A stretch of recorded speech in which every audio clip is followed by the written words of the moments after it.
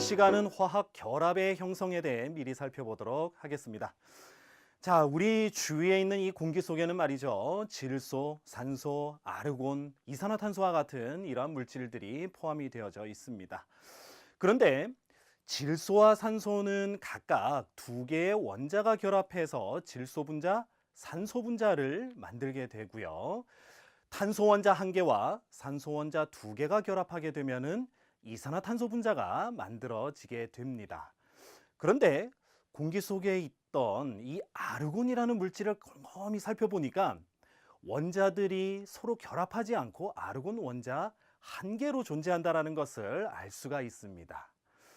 자, 어떤 원자들은 두 개가 서로 결합을 하고 어떤 것들은 한 개 그대로 존재하고 있고, 자, 그 이유가 무엇인지 우리가 앞서 공부했었던 원소 주기율표 중에서 이 18족 원소들을 좀 유심히 살펴볼 필요가 있습니다.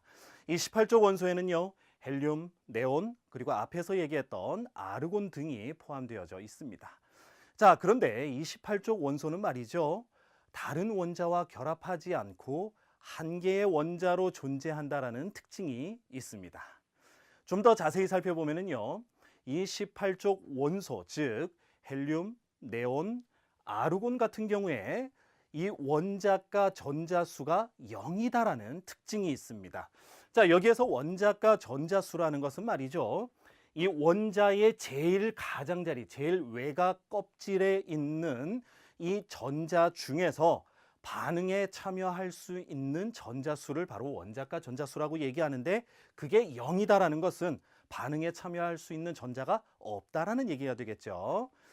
자, 이 18족 원소 중에서 다른 원소와 거의 반응하지 않는다라는 이 특징이 바로 원자가 전자수가 0이기 때문이다라는 것이고요. 우리는 그것을 안정하다라고 표현을 합니다. 자, 그러면 우리가 18족 원소 이외에 나머지 것들도 한번 살펴보도록 하겠습니다. 자, 질소, 산소, 나트륨인 경우에는요, 원자가 전자수가 5개, 6개, 1개로 앞서 우리가 살펴봤던 18족 원소의 원자가 전자수 0과는 다릅니다. 자, 이 얘기는 뭐냐면, 자, 이러한 원자들은요, 다른 원자와 결합을 해서 가장 바깥 전자 껍질에 있는 전자수가 바로 18족 원소와 같아지려고 하는 성질이 있다라는 것입니다. 자, 우리 주변에서 많이 이렇게 볼 수 있는 물질들 중에 여기 이제 드라이 아이스가 있는데요. 이 드라이 아이스는 탄소와 산소가 결합해서 만들어진 이산화탄소의 고체 상태입니다. 자, 이렇듯 우리 주변에 수많은 물질들이 존재하고 있는데, 자, 이 수많은 물질들이 존재하는 것은 바로 원소들이 화학 결합을 통해서 가장 바깥 전자 껍질에 있는 전자수가 18족 원소와 같아지려고 하는 성질 때문이다라는 것입니다. 자, 그러면 여기에서 좀 더 한번 살펴봅시다. 우리가 어떤 다른 원자와 결합을 하려고 할 때 어떤 방법으로 결합을 할 수 있을까? 첫 번째로 이온 결합이라는 방법이 있습니다. 이 이온 결합이라는 거는요, 금속 원소의 양이온과 비금속 원소의 음이온 사이의 정전기적 인력에 의한 결합이다라고 우리는 정의를 할 수 있습니다.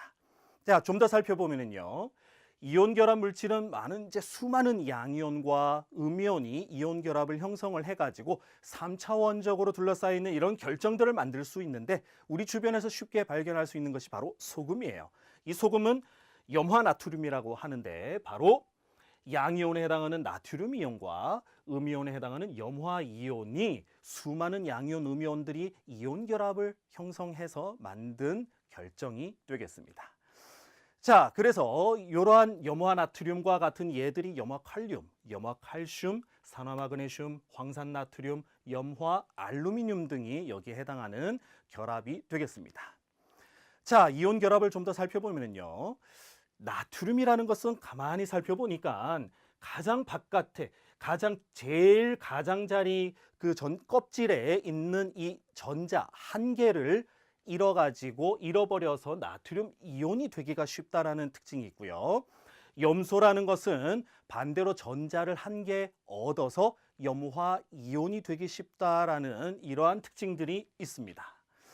자, 그렇기 때문에 이러한 나트륨 이온과 염화 이온은 서로 이제 정전기적 인력에 의해서 서로 결합하게 되고요. 그렇게 해서 만들어진 것이 바로 염화 나트륨이다라고 얘기할 수가 있습니다. 이러한 결합은 바로 이온 결합이다라는 것이고요. 자, 여기에서 우리가 여러 가지 결합들을 구분을 해볼 수 있는데 우선 양이온은요. 수소이온, 리튬이온, 나트륨이온, 칼륨이온, 칼슘이온, 마그네슘이온 이런 것들이 해당이 되고요. 그 다음에 음이온에는요. 앞에서 얘기했었던 염화이온뿐만이 아니라 산화이온, 황화이온, 수산화이온, 질산이온, 탄산이온들이 있다라는 것입니다. 이러한 양이온과 음이온들이 정전기적 인력에 의해서 결합되는 바로 이러한 결합을 우리는 이온 결합이라고 합니다. 자, 그렇다면 그 다음의 결합 방법은 어떤 것이 있느냐? 바로 공유결합이라는 내용이 나옵니다. 이 공유결합은요. 앞에 이온 결합과는 다르게 비금속 원소들이 결합하여서 화합물을 만들 때 각각의 원자들이 서로 전자를 공유함으로써 형성되는 결합이다라는 것입니다. 자, 여기에서 중요한 것은 공유결합은 비금속 원소들이라는 것이에요. 앞에서 이온 결합은요. 금속 원소와 비금속 원소가 이렇게 얘기가 있었죠. 자, 여기에서 여러분들이 잘 정리를 해 주시기 바랍니다. 자, 지금 여기 예를 보면은요.